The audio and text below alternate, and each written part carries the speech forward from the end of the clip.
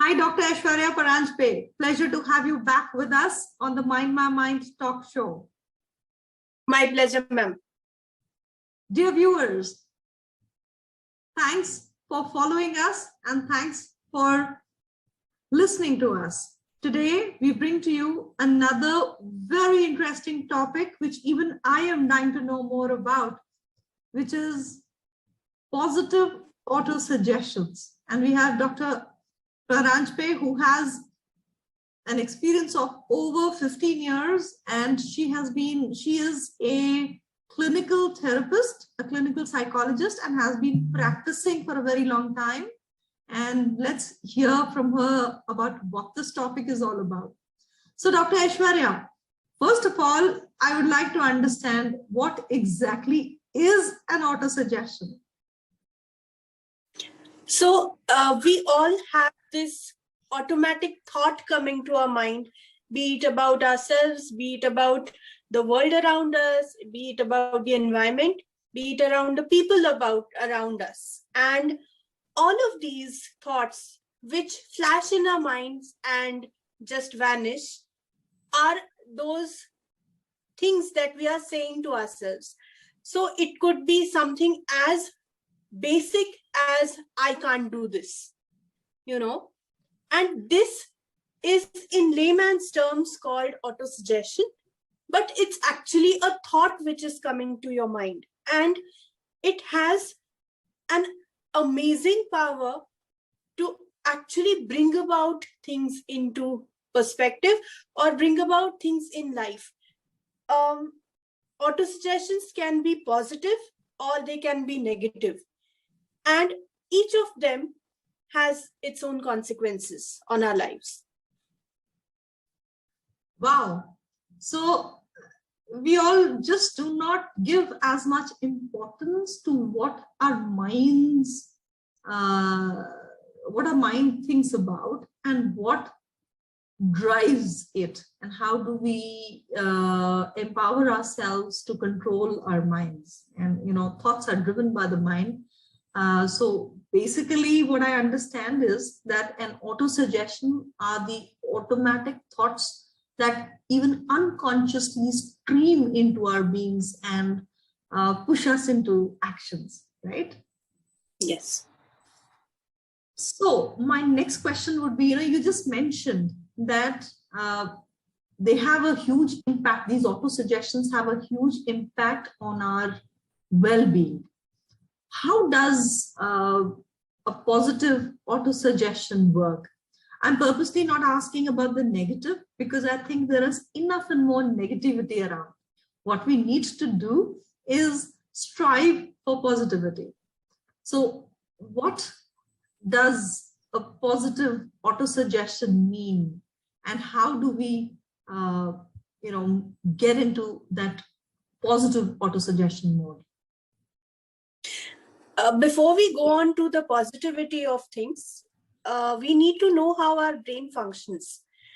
So basically, as we evolved, as we were in the process of evolving, we have been in a situation, or we have been in so many situations where we have had to face a lot of dangers, which were really very unexpected. And so our brains have been designed so that they perceive dangers, or they perceive the negativity in our environment, the first thing that can be seen in a situation. So the first thing that we still do is to perceive negativity in any situation, right?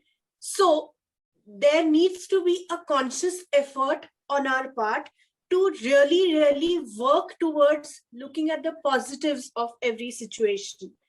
And this can be done by training our brains continuously to think in a particular way. And believe me that our thoughts have so much in them that the moment we think about a particular thing, there are neural connections getting developed in the brain. And if we think them through every day, every moment in our lives, these connections get strengthened and eventually change our thought process. So every time that we see something negative, we really need to change it into a positive, which means that, for example, say, for example, this is not true, but say, for example, if I'm getting very anxious, the first thing that comes to my mind is, oh my God, the person opposite me is going to really be very, very scary.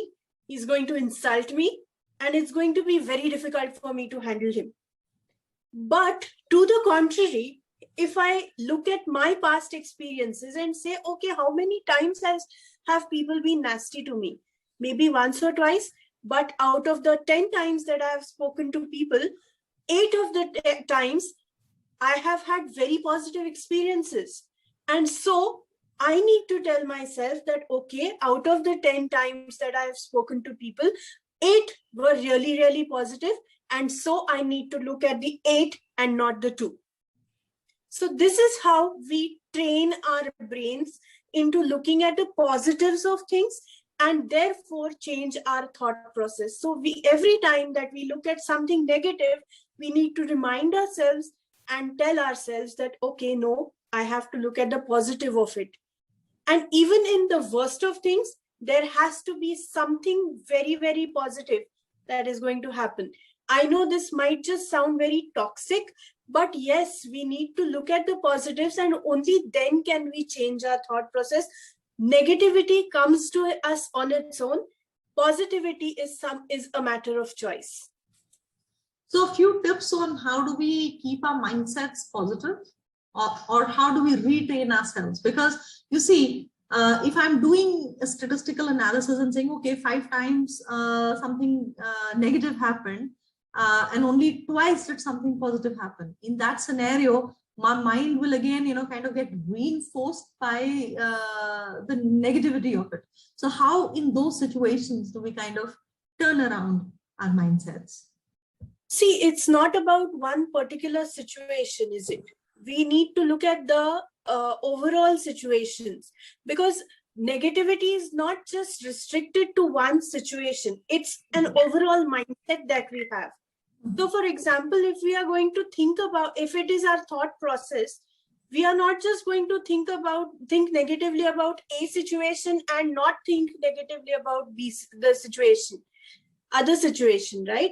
It's going to be a generalized way of thinking, which is going to be negative.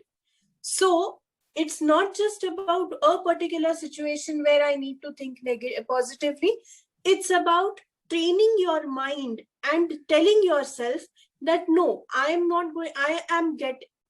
there's a way called affirmations. So positive affirmations is a very, very useful way of dealing with yourself and improving your thought process. So, for example, if a certain person is getting very anxious, he needs to tell himself that, I am an extremely relaxed person. I am always calm. I am absolutely in my senses when there is a difficult situation. I am a very positive thinker. I can take care of myself. I can help myself in the toughest of times. These are all examples of positive affirmations. And that is how we are telling our mind or training our mind to concentrate on the positives of everything. And the beginning has to be from yourself. So you need to tell yourself the positives about yourselves rather than telling yourself how you can't do things, how you can't manage things, how you can't manage time, how you are unable to do certain tasks, how you are not able to look at your family, how your family is not able to spend enough time with you. All of these are known facts. But how a beautiful family is contributing to your life is something that you need to show to yourself, and only then will you learn to look at the positives of your life. So it is a matter of training, and it's a matter of choice as to whether you really want to look at the negatives of things or you want to look at the positives of things. And when you choose positivity over negativity, things happen automatically. But for that too, you need to train your mind into looking at yourself in a more positive way, into looking at things in a more positive way. And only then will you be able to manage this. Continuous effort. It's a continuous effort. And it is an absolute. How does positive auto-suggestion help in the overall well-being of a person? So studies have also shown that certain people suffering from cancer who have been detected with stage 4 cancer have and who've been told that you're not going to be able to survive for more than 3 months have actually survived for over 25, 30 years right into their old age, just on the basis of auto-suggestion that no matter what happens, I am going to live and I'm going to be very happy with my life. And believe me, people have survived with the worst of cancers for over 25 to 30 years when their lifespan was predicted to be 3 months. That is the strength of auto-suggestions. Wow. So thank you, Dr. Aishwarya, for throwing light on such a interesting aspect of our minds, that our minds can be trained to think positively, and we should try and operate in an positive auto-suggestion mode. And I'm sure all of this comes from your years of experience of dealing with various types of patients whom you have actually handheld and turned around to positivity and treated for various mental disorders and mental issues. Thank you so much. We shall be back again to talk more on various other aspects of positive suggestions in our subsequent episodes. Thank you, Dr. Aishwarya, and thank you, viewers. Keep your eye on this slot to keep getting more snippets on how to maintain mental well-being. Thank you very much. Bye-bye.